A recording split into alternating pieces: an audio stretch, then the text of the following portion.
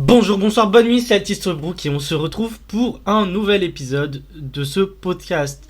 Donc des blabla vongola, bien sûr, la vie d'un jeune créateur de contenu. Et oui, l'épisode 1 vous a plutôt plu. Alors elle n'a pas fait des stats de fou sur YouTube, mais par contre c'est clairement la vidéo, enfin du coup l'audio, pour lequel j'ai eu le plus de retours dans mes DM ou directement sur mes commentaires TikTok. Donc ouais, ça n'a pas fait des énormes stats sur YouTube, mais c'est ce que j'ai eu le plus comme retour en dehors de YouTube. Donc franchement, je prends ça pour une réussite. Bien sûr, c'est l'épisode 2, donc on va continuer un petit peu de parler de ce qu'il y a eu un petit peu ce mois-ci, de ce qui se trame, des petites anecdotes comme d'habitude, enfin bref, on reprend le premier épisode, hein, plus ou moins, et on en a fait un petit copier-coller, enfin, avec bien sûr des vidéos différentes, des anecdotes différentes, etc. Mais le principe en tout cas vous a plu. Et en tout cas n'hésite pas d'ailleurs à t'abonner pour rejoindre la Vongola Family. Et bien sûr comme d'habitude on parle manga, anime et Pokémon sur ce compte. Donc allez-y, abonne-toi, ça va te faire kiffer, tu vas me faire kiffer. Et puis c'est comme ça qu'on avancera tous ensemble. Bref, c'est peut-être le moment du coup de commencer. Ok, donc c'est peut-être le moment de commencer déjà avec le commencement. Hein. Le podcast, le premier podcast, comme je vous l'ai dit, vous avez... pas mal apprécié ça, enfin les stats ne répondent pas un petit peu à mon attente, mais par contre les plus fidèles en tout cas ont vachement apprécié.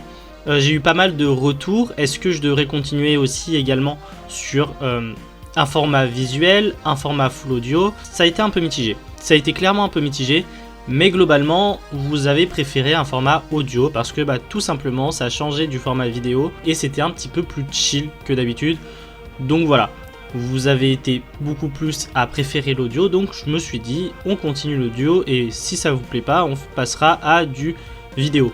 Bon, il y a aussi le fait que je suis tout seul, donc me filmer pour faire un petit podcast tout seul, je trouve ça moins pertinent que faire un audio. Autant aller sur un full podcast audio, c'est plus simple et même moi ça me fait gagner beaucoup plus de temps, je vais pas vous mentir. Bref, en tout cas, suite à ça, on a eu la grosse vidéo de ce mois-ci, voilà, avec la vidéo sur les cibles éditoriales et les genres de manga que je vous conseille énormément d'aller voir, encore une fois, parce que c'est une vidéo super importante dans la communauté manga. C'est un petit peu la vidéo qui résume tout. C'est un peu la vidéo qui permet de pouvoir expliquer pourquoi est-ce qu'on peut lire tel ou tel manga, pourquoi on ne peut pas lire tel ou tel manga, est-ce que les genres sont liés aux cibles éditoriaux, etc. Bref, dans le fond, c'est la plus importante. Par contre, je vais pas vous mentir, ça a été très compliqué de la tourner. C'était sur une période de grosse déprime. Alors, je ne dirais pas de dépression, hein, j'ai pas le mot dépression facile, mais j'étais sur une période de grosse déprime. C'était super compliqué pour moi juste de tourner. Je me suis pas forcé. Puisque je me force jamais à faire les choses. Mais de 1, la rigueur, c'est un petit peu ce qui me caractérise le plus. Et de 2, j'étais en train d'encaisser un petit peu les stats de la vidéo sur le top manga de 2023 qui m'a fait déprimer. J'ai eu un petit peu des soucis dans ma vie privée. Enfin bref, l'accumulation de tout ça a fait que j'ai pris un peu de retard sur les tournages et notamment celle-ci. Mais elle est sortie, je suis plutôt fier du rendu, je suis fier du montage, je suis fier de l'attente et du visionnage et de l'attention particulière que vous avez apporté à cette vidéo-là, plus particulièrement. Et franchement, je suis vraiment satisfait de ce qu'elle a donné. Donc là-dessus, c'est totalement carré pour cette vidéo-là. On enchaîne avec la mythologie Pokémon de la 4ème génération, et ça c'est pareil, vous avez plus ou moins bien aimé. Alors je crois qu'elle a fait un peu plus de vues et de stats que la vidéo sur les Pokémon de la 3G. Je vais regarder ça tout de suite. Donc oui, j'ai les stats devant moi, on est quasiment au double en termes de vues pour cet épisode-là, hein, comparé à la 3ème génération. On est à 94 vues pour la 3G et 159, donc 160 au moment où j'enregistre le podcast pour la 4ème génération. C'est quasiment le double, hein, on va pas se mentir. Le double de commentaires, hein, quand tu passes de 1 commentaire à 2 commentaires, c'est le double. Mais bref, globalement, vous aviez plutôt bien apprécié du coup cette vidéo sur la mythologie Pokémon, sachant que c'est un concept que j'aimerais terminer assez rapidement, histoire de passer à autre chose sur Pokémon, parce que j'ai pas envie de parler que de mythologie Pokémon, même si ça me plaît énormément. J'ai voulu tester d'ailleurs autre chose pour cette génération, j'ai voulu allier un petit peu légèreté et sérieux, ça a l'air de passer, hein, du coup vu qu'elle a fait plus de vues globalement que l'intégralité des mythologies Pokémon. Donc franchement c'est cool, voilà, ça reste un concept hyper intéressant, ça reste un concept que j'aime beaucoup parce que j'en apprends beaucoup sur le lore Pokémon et sur un petit peu toutes les caractéristiques en soi des Pokémon légendaires. Mais franchement, voilà, je l'ai faite, j'aime beaucoup. On va arriver au moment où j'enregistre le podcast. J'écris celle de la 6ème génération, donc pour vous dire, j'ai un peu d'avance. Donc voilà, la suite arrive très rapidement. On est sur des mois de 4 semaines pour le moment en moyenne, donc ce qui fait qu'on a seulement un épisode de la mythologie Pokémon, donc ça avance un petit peu lentement, mais ça avance quand même, voilà. La vidéo d'après, c'est tout simplement la vidéo qui, en vrai, je m'attendais un petit peu à des commentaires négatifs, mais pas du tout. Alors c'est la vidéo sur les problèmes que j'ai avec la communauté manga.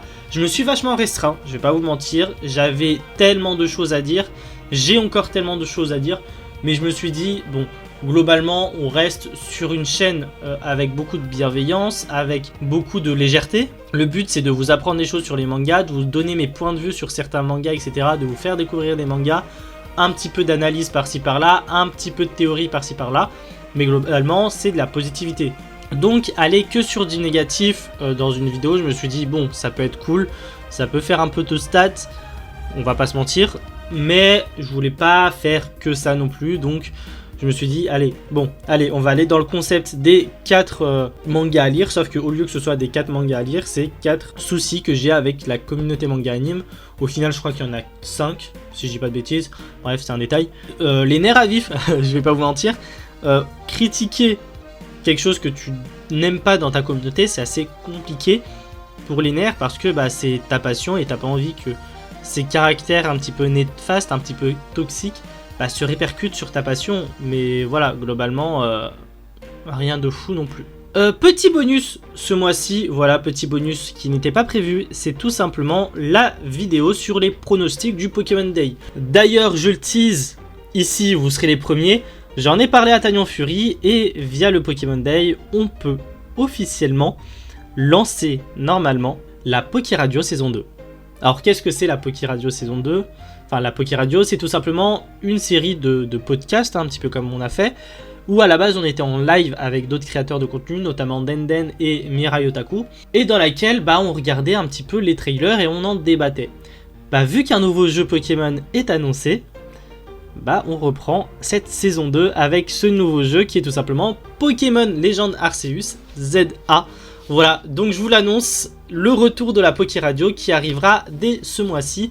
Faut juste qu'on se trouve un petit moment avec Tagnon Fury pour pouvoir faire ça. Bref, si on retourne aux vidéos, on a tout simplement sorti l'ouverture de cartes Pokémon Fire Paradox. Alors celle-ci, je suis assez mitigé à titre personnel.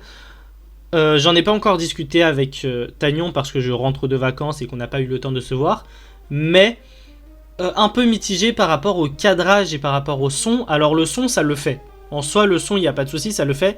Mais j'ai pas l'aisance que j'avais lorsque j'avais mes micros qui étaient accrochés, tu vois, mes micro-cravates. Et malheureusement, je sens que on se limite avec les écouteurs, donc va falloir peut-être que je fasse quelque chose pour ces micros.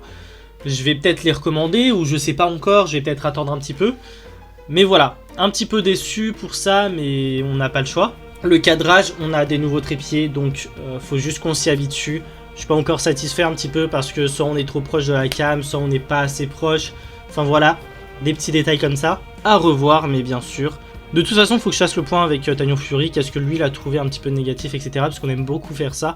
Histoire de voir un petit peu qu'est-ce qu'on pourrait améliorer pour que vous puissiez apprécier ces ouvertures. Sinon, on s'est éclaté comme d'habitude. Ça fait 2 sessions de vidéos qu'on s'éclate vraiment de plus en plus, qu'on se lâche. Et bien sûr, voilà, tout simplement. Que dire de plus? Que dire de plus là-dessus? C'est un petit peu le tour de ce qu'on a fait ce mois-ci, voilà. Donc, tout simplement, c'est peut-être le moment de passer aux autres réseaux sociaux parce que y a de quoi dire sur les autres réseaux sociaux aussi de manière générale. Bon, et si on parlait des autres réseaux sociaux, et notamment je me suis dit pourquoi pas parler un petit peu déjà du podcast. Parce que ouais, vous le savez pas, mais la miniature, j'ai galéré à le faire. Donc quand je parle de miniature, je parle aussi du fond du podcast. Et est-ce que je suis toujours satisfait de ça? Non. J'avais une petite idée en tête que je voulais réaliser, mais j'ai du mal à le réaliser. Ce qui m'a frustré, ce qui me frustre encore aujourd'hui. Donc je continue à bosser un petit peu sur la miniature et sur le logo et sur tout ça. Mais c'est complexe. C'est complexe de ouf, j'arrive pas à avoir ce que j'ai envie d'avoir, donc c'est très perturbant. Et puis bah de toute façon, si vous voyez le truc évoluer avec le temps, bah c'est normal, ça risque d'évoluer avec le temps. En tout cas, celui que vous avez actuellement, c'est celui qui, certes, je suis mitigé dessus, mais c'est celui qui me plaît le plus. Alors, je leur dis pas que je suis en kiff dessus, mais c'est vraiment celui qui me plaît le plus, donc c'est plutôt pas mal. Ensuite, si on parle des autres réseaux sociaux, et j'avoue, mes vacances n'ont pas aidé à être un maximum actif, quoique sur TikTok, j'ai quand même réussi à être plus ou moins actif, donc ça va.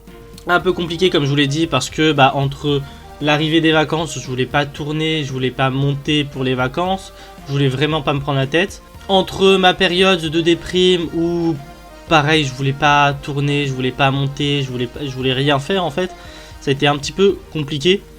Donc je me suis adapté, j'ai essayé de faire au mieux, mais malgré tout, voilà, c'était pas un mois où je suis complètement satisfait pour TikTok.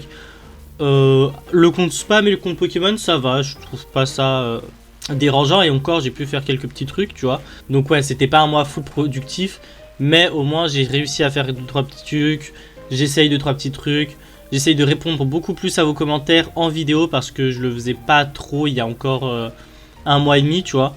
Donc voilà, maintenant encore une fois, à voir avec le temps ce que j'en fais de TikTok, si vraiment je le prends en mode allez, pur kiff, ou si je me prends au sérieux. On verra là-dessus. Instagram, ouais, Instagram. J'ai envie de juste dire Instagram. Non, en vrai, j'ai réussi à reposter des TikTok en Reels.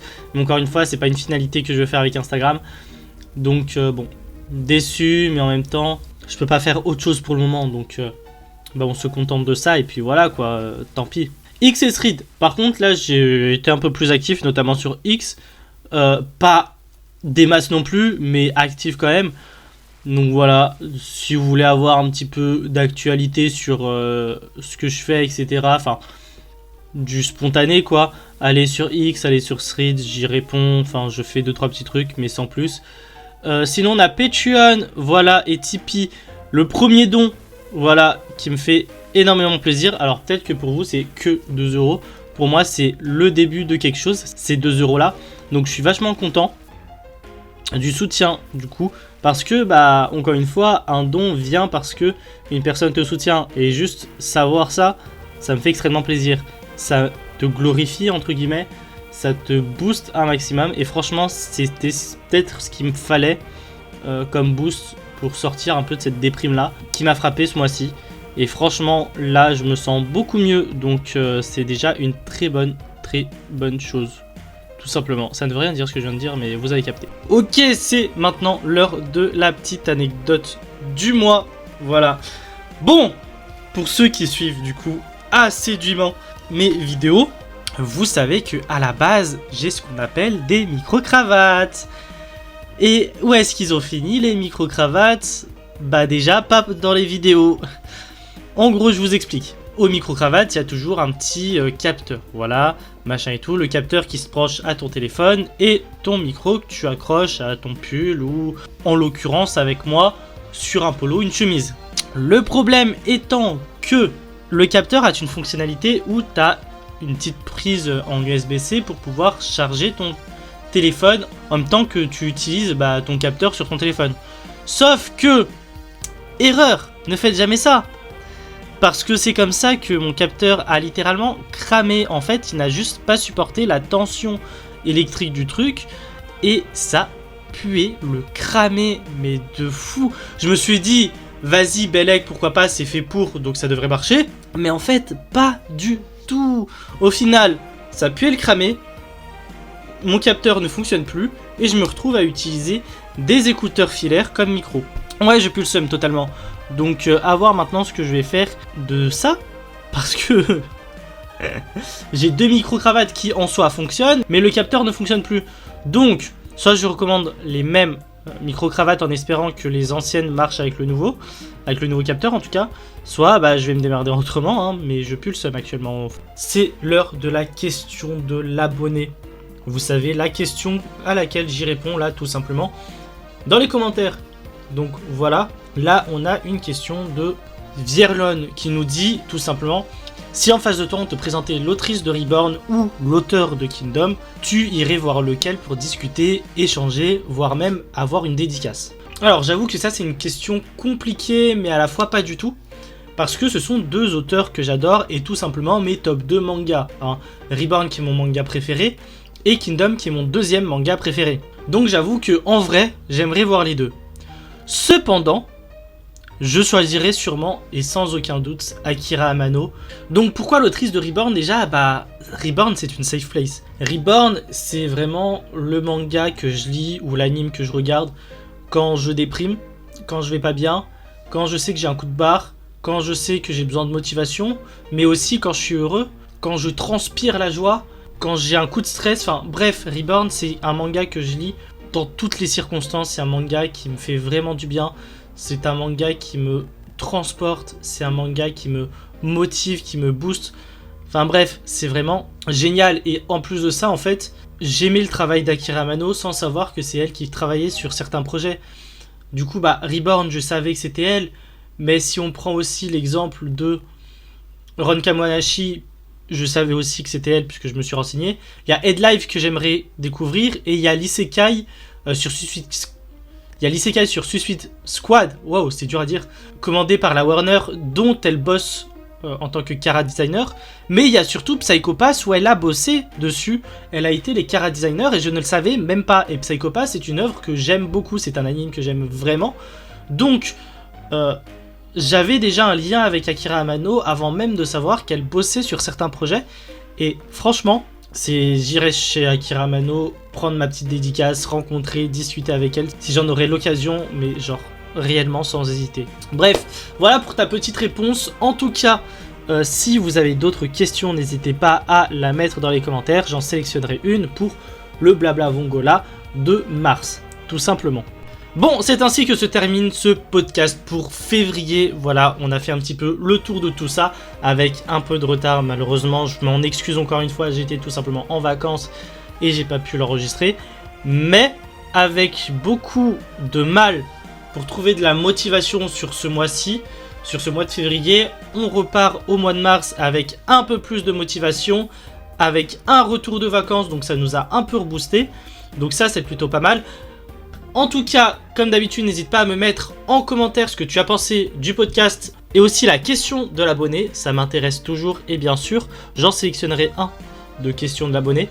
N'hésite pas à t'abonner pour rejoindre la Vongola Family et du coup être au courant des vidéos qui sortent sur ma chaîne bien avant que j'en parle dans un Blabla Vongola tout simplement. N'hésite pas à activer la cloche de notification et je te rappelle que tous mes liens sont disponibles dans la description de cette vidéo. Nous, en tout cas, on se retrouve dès mercredi pour une toute nouvelle vidéo tout simplement. Bref, on se dit à très bientôt. A plus les brokistes.